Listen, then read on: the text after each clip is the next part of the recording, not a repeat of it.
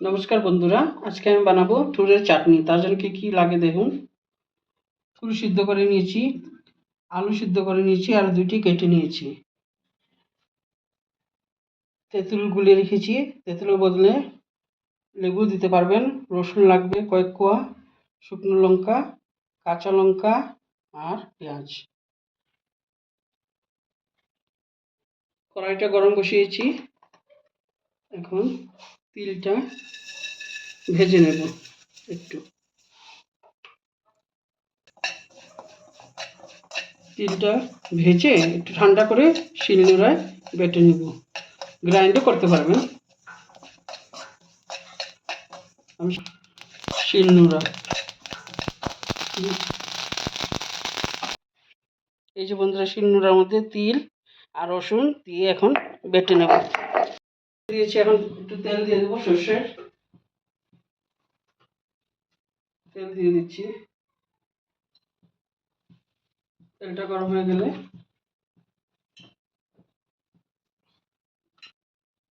তেলটা গরম হয়ে গেছে, এখন শুকনো লঙ্কাটা ফোড়নে দিয়ে দিচ্ছি। শুকনো লঙ্কাটা ভাজা হয়ে গেলে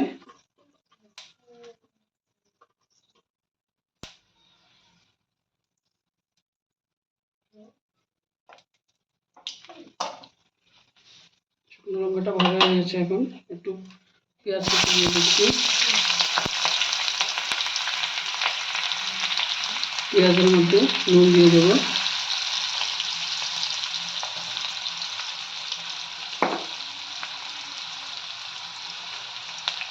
একটু হলুদ দিয়ে দেবো।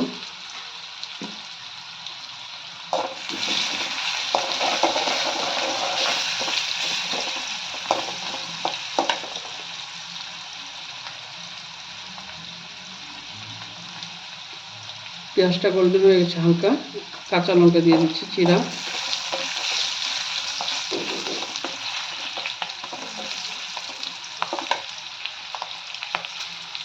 তিলটা যে ভেজে রেখেছিলাম আর বেটে নিয়েছি, এটা এখন দিয়ে দেবো কড়াইয়ের মধ্যে, গ্যাসটা কমিয়ে।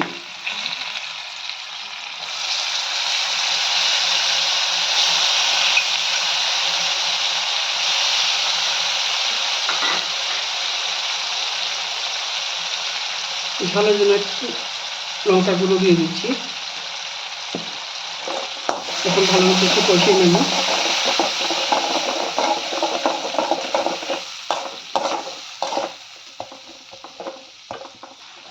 এই যে কষানো হয়ে গেছে, এখন আমি চুলার থেকে নামিয়ে নেব। নামিয়ে এই যে থুর সিদ্ধ আর আলু সিদ্ধটা এটার মধ্যে দিয়ে দেবো। দিয়ে তেঁতুলটা দিয়ে দিচ্ছি, দিয়ে এটা আর চলার কোনো দরকারই নেই। এখন সুন্দর করে মিশিয়ে নেব তিলের সঙ্গে। ভালো মতো মিশিয়ে গেলে তারপর চাটনিটা হয়ে যাবে। দেখেন, এমন করে মিশিয়ে নেবেন। আগুনের মধ্যে মিশাবেন না, নিচে নামিয়ে মিশাবেন, নাহলে গরম হয়ে যাবে, ভালো লাগবে না, চোখাটাও ভালো লাগবে না। গরম দিনে এটা ডাল ভাতের সঙ্গে খেতে খুবই ভালো হয়। এই দেখেন আমার মিশানো হয়ে গেছে, এখন একটু ঠান্ডা করব, একটু সময় রাখলেই ঠান্ডা হয়ে যাবে।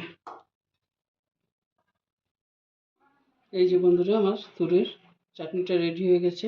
আর চোখা যদি আপনাদের আরও বেশি লাগে তা একটু বেশি দিতে পারেন, আমার অতটুকু লাগবে তার জন্য অতটুকু দিয়েছি। আর ভালো লাগলে একবার কমেন্ট করে জানাবেন। Thank you.